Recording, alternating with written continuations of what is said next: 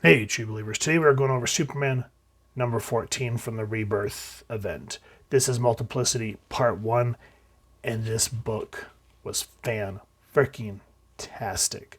So let's go ahead and dive right into it.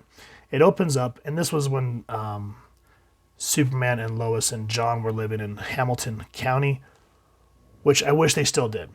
Just getting them out of Metropolis was a great idea. It gave it some fresh blood. And whenever characters would barge in, you were just kind of like, what the hell? Like, we had Frankenstein drop in, we had Swamp Thing, and then Clark's driving home, whistling. And then all of a sudden we see someone in a cape, and he's like, what the hell's going on? Pulls his truck off to the side. And here, I honestly cannot remember what he was named.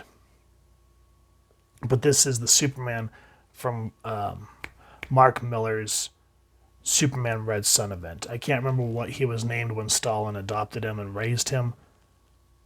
But all of a sudden you just see him speaking Russian and it's like, they're coming. That's how you start a comic book, because stakes are drawn and everything's gone kind of in a way of Hitchcock, where you kind of take an everyday type of thing and then just flip it on itself. And Hitchcock was really good about doing that in a lot of his films. And that's what happens right here off the bat. So this is Multiplicity Part 1. Peter J. Tomasi and Patrick Gleason's story. Ivan Reyes layouts. Joe Perdido finishes. Marcelo Moore, if I cannot pronounce these, I apologize. Melio colors. Rob letterer. And there's everyone else working on the book. And of course, Superman was created by Jerry Siegel and Joe Shuster. So in a faster than a speeding bullet, Clark Kent is now Superman. He's like, whoever you are, let's get you off the road. He's like, you speak Russian? I speak several languages. And so here we have what's called the Prophecy and Gatherers, talking about taking different Supermen from this world. And apparently this kicked off in Superman Annual number 1. I'm going to have to go back in my archives and see if I have that book or not. I'm not 100% sure. But anyway, as this Superman was escaping his world, he saw a beacon for the Gatherers here. But it's not Clark. Because if you remember, the new 52, the new 52 Clark died. And the prime universe that the Superman that we all knew pre-Flashpoint escaped the world that was dying and came to this one and was hiding in the shadows and kind of helping his younger counterpart. And when that counterpart died, he stepped into the role of Superman, which, help me out here. If I'm not mistaken, I think when the 52 Superman died, I think they had to explain away Clark Kent dying, and then there's 2 Lois Lanes. So was it in the DC Rebirth book, or was there an event either in Superman or Action Comics where they explained how the majority of the 52 counterparts just kind of disappeared and everyone knows this Lois Lane is this world's reporter? I remember reading that, but I don't even know where to frickin' start. So if y'all could help me out with that, I would really appreciate it. But anyway, back to what we're talking about here at Multiversity, which I really like that they kind of played that off of Grant Morrison's event that he wrote. The Gatherers come through, and they remind me of the parademons from Apocalypse, just single-minded. And as the parademons are kind of fixated on the presence of the mother boxes, these guys are fixated on the powers of all Supermen. And then they're just, both of the Supermen that we've been introduced to here, they're just overwhelmed by sheer force of numbers. And I like that even though this is going down, our Clark says, do you have heat vision? Yes, I do. In this panel right here, oh baby, you know something's going to go down. Good to hear.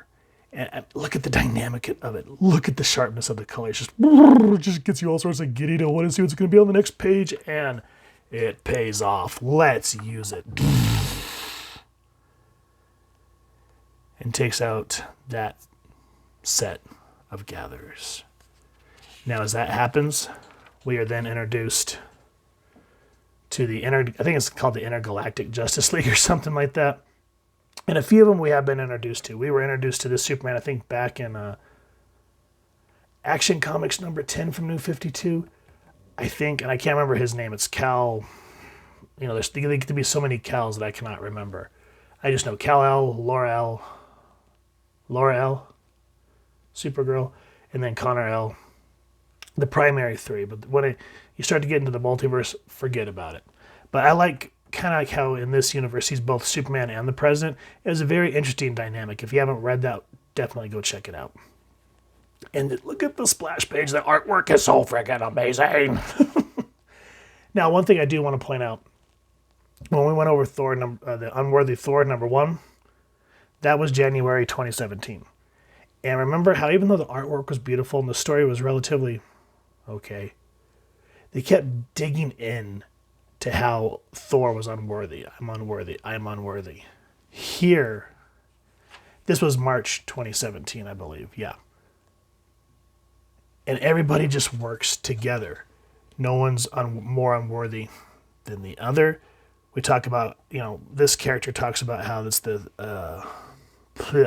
they respond to super guardians who've vowed to respond to cosmic level forces.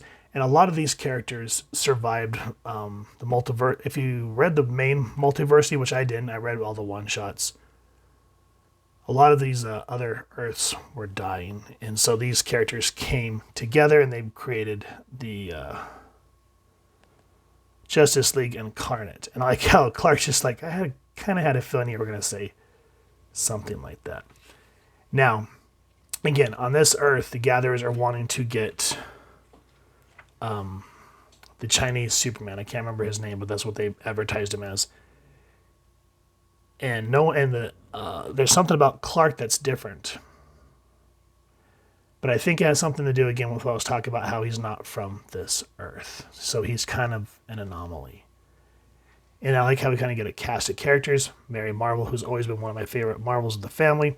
And then all these different takes on our superheroes. Just good stuff. Now some stakes happen. This Superman gets overwhelmed.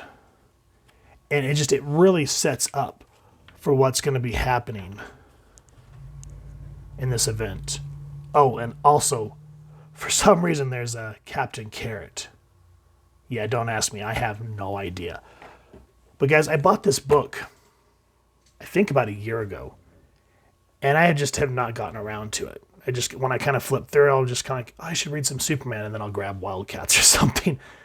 But every time I go back to this run, I'm reminded of how great that all of us as fans had it with Superman, because we had Dan Jurgens on Action Comics, and then we had Tomasi and Gleason on Superman, and those books at the time were selling like gangbusters until a certain someone came over and took both books, and we're not going to go there.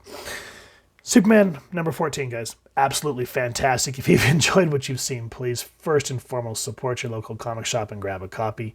If you have enjoyed this review, we really would appreciate if you take a moment to like, share, and subscribe. Helps the club channel more than you could possibly know.